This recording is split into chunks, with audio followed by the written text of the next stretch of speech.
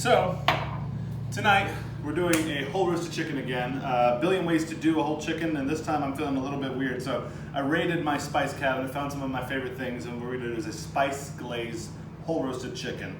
Here we have the whole chicken. It's at room temperature. It's been out of the fridge for close to an hour, about an hour and 15 minutes. If you look at my other chicken video, the actual first chicken video, there's a demonstration how to actually truss the chicken like this. This allows for the maximum exposure of skin, keeps the breast nice and plump, and also keeps the skin nice and tight back here. Again, first video of my chicken on the page. You can see that. I've just lightly seasoned this with some salt, pretty aggressively inside and a little bit light on the outside because it's going to be glazed with the spice paste. The spice paste here is a dukkha spice paste. This has got coriander, fennel, sesame seeds, black pepper. It's got so many great flavors. This is just sort of the basics of how to make this. Start by getting some sugar just at the bottom of a saucepan, just kind of melted. Once the sugar has pretty much melted into a syrup, starts to caramelize, we get our dukkha spice. Put a hefty amount in there. Just to sort of toast the spice in, get the natural oils in there going. You also want to make sure that your heat is almost off at this point.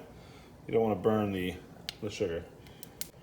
And then, this is going to hurt your nostrils a little bit, but you're going to take a little bit of rice wine vinegar.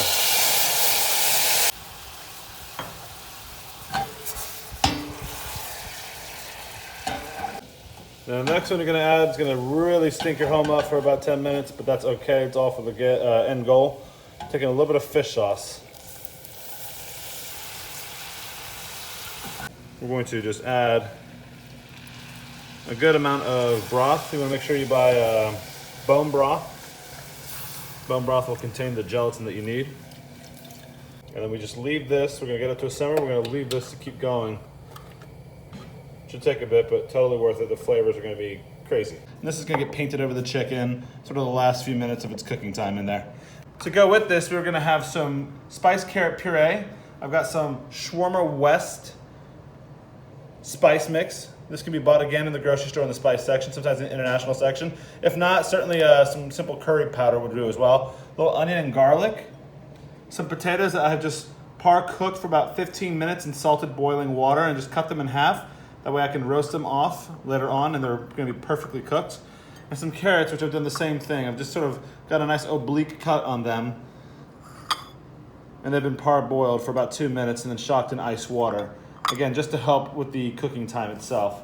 So with this chicken, I want to make sure we're in a pan, obviously, that is oven friendly. We're going to put it to the stove top, which might seem bizarre, but what I want to do is get a little bit of heat into the pan. I don't want anything to go into the oven stone cold. And then we're going straight into the oven. Uncovered. We'll check it every 15 minutes or so. So we got a pan preheating over here. Just gonna turn up the heat a bit. I'm gonna put a generous amount of olive oil in here. And what I'm gonna do is I'm actually take some of this shawarma spice powder, but I'm going to put some into the oil itself. And I wanna toast the spices and sort of get their oils going in there. And to that, we're just gonna add our onion and garlic. Now that everything's nice and sweated out, everything's toasted and smells amazing, we're gonna go ahead and add our sliced carrots. And to that, we're just gonna hit it with a little bit of salt now. Now that the carrots have sweated for about 2-3 minutes, we're gonna add water. And now that we've got the simmer going on the pan,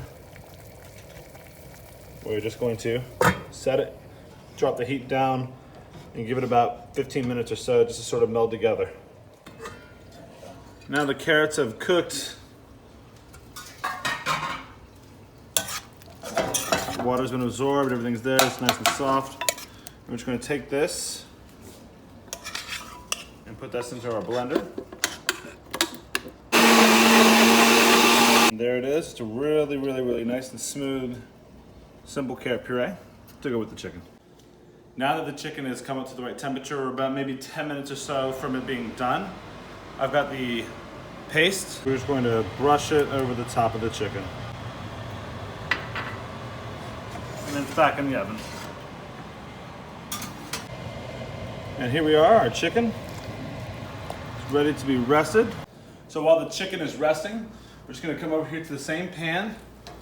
I've removed all the juices and the extra fat in there, and we're gonna take these par-cooked potatoes, and we're just gonna place them slice side down.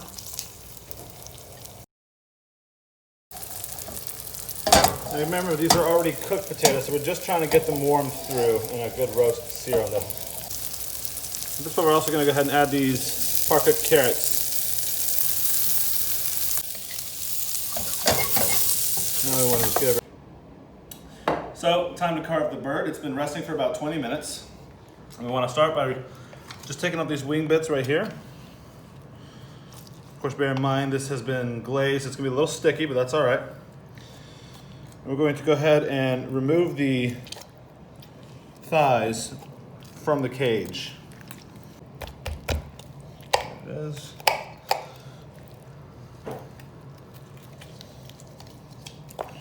There's that. So we have a thigh, like quarter,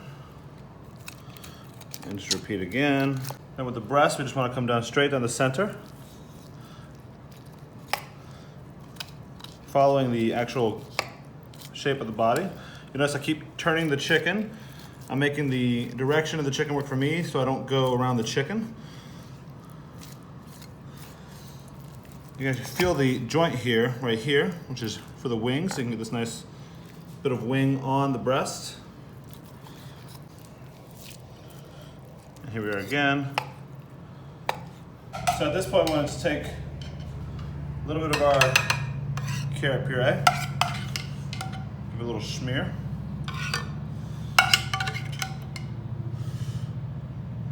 Another little dollop there.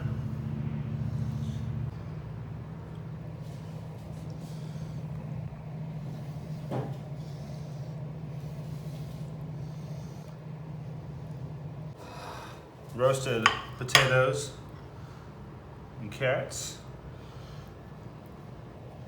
And for final touches, we're going to take just a little bit of one of my favorite vinegars in the world, Thin Kodo.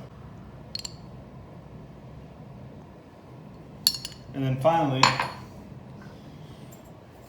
some nice smoked sea salt,